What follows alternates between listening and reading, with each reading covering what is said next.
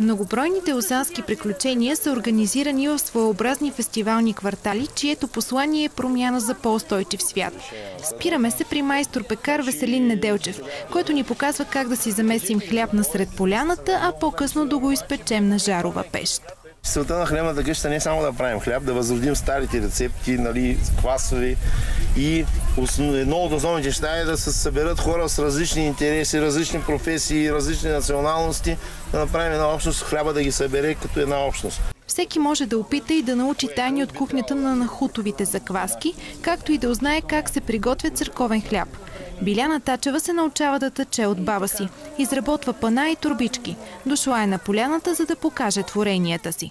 Всичките материали са чиста вълна, естествени материали. Понякога и боядисваме вълната, прежда. Според Томислав Дончев, министър по управление на еврофондовете, най-силно въздействие на този фест има не самата технология на биопроизводство, а зелената идея. Много ми харесват идеите, които събират десетки, стотици, в случая мисля, че и хиляди хора на едно място. И много радостно, че тук, освен трева и диви ягоди, растат хубави идеи. Доброволци от CVS представиха пътя на реализиране на екологичен демонстрационен и образователен център в село Влахи. През 2003 година те закупуват сградата на старото училище в селото и го реконструират. Самото училище е възстановено почти изцяло с природни материали и с много енергия и доброволен труд.